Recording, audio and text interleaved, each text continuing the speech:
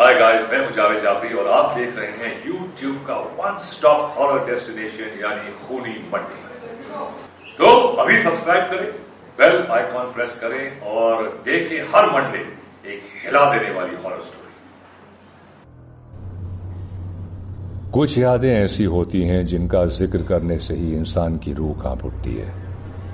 एक ऐसी याद मेरे जहन में आज तक मौजूद है जो मुझे कभी चैन से जीने नहीं देती। कुछ ही साल पहले ऑफिस के काम का स्ट्रेस इतना ज्यादा हो गया था कि मुझे रात में नींद आनी बंद हो गई थी। डॉक्टर के कहने पर मैं अपनी फैमिली के साथ कुछ दिन के लिए छुट्टियों पर शिमला चला गया। हमने वहां शहर के शोर से दूर एक कॉटेज बुक कराया था। लंबी जर्नी की वजह से सभी लोग काफी थक चुके थे और जल्दी सो गए, पर मुझे नींद ही नहीं आ रही थी। आधी रात जब मैं पानी पीने के लिए उठा तो मैंने देखा कि मेरी बेटी रिया दरवाजे पे खड़ी होकर किसी से बात कर रही थी, पर दरवाजे के बाहर कोई नहीं था और वो खुद से ही कुछ बड़बड़ा रही थी। मैं ये देखकर थोड़ा घबरा गया और फौरन हॉल की लाइट ऑन की, पर वहां कोई नहीं था, रिया भी नहीं। मैंने उसके कमरे में जाके देखा तो वो बहुत इत्मीनान से सो रही थी, पर जब मेरी नजर खिड़की की ओर गई तो ऐसा लगा कि कोई लड़की मुझे घूर के देख रही है। फिर मैंने सोचा कि शायद ये सब मेरी नींद ना आने की बीमारी का असर है और मैं जाके अपने कमरे में लेट गया। लेकिन अगले दिन रिया को बहुत तेज बुखार चढ़ गया और वो अनाप शनाप चीजें बोलने लगी। ऐसा लग रहा था जैसे उसने अपना दिमागी संतुलन खो दिया हो। मैंने अपनी जिंदगी में कभी ऐसी घबराहट महसूस नहीं करी थी जैसे तब कर रहा था।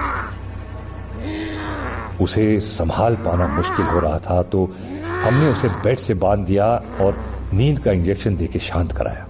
मैं रिया के पास ही बैठा था जब मेरी नजर खिड़की के बाहर खड़ी एक लड़की पर पड़ी। कल रात की तरह वो मुझे ही घूरे जा रही थी। मैंने पास जाके खिड़की खोली तो वहां कोई भी नहीं था, पर फिर जैसे ही मैं पलटा, मेरी बेटी रिया हवा में लटकी हुई मुझे देख के हंस रही थी। पहली बार मुझे अपनी बेटी को देख के डर लगा। समझ ही नहीं आया कि ये सब हो क्या रहा है। मैं डर के मारे चिल्ला उठा, रिया बेटा, क्या हुआ तुम्हें? रिया, क्या हो रहा है तुम्हें? मेरी चीख सुन के मेरी पत्नी, मेरा बेटा और कॉटेज का केयरटेकर कमरे के अंदर आए। उनके अंदर घुसते ही रिया और गुस्से में आ गई। उसने मुझे पीछे धक्का दिया और कुछ बड़बड़ाते हुए बहुत जोर जोर से अपना सर घुमाने लगी और चक्कर खा के नीचे गिर पड़ी। जो उसके बाद हमने देखा उससे हमारे परिवार के होश उड़ गए। रिया की सांसें रुक चुकी थीं, गर्दन टेढ़ी थी और शरीर एकदम ठंडा पड़ गया था। वो इस दुनिया को छोड़ के, हम सबको छोड़ के जा चुकी थी। वो केयरटेकर ये सब देखकर उस रात पता नहीं कहां गायब हो गया। हमने उसको ढूंढने के लिए पूछताछ करवाई तो मालूम पड़ा कि उस आदमी को मरे हुए 15 साल हो गए और वो कॉटेज एक कब्रिस्तान पे बना था। मुझे आज भी ढंग से नींद नहीं आती है।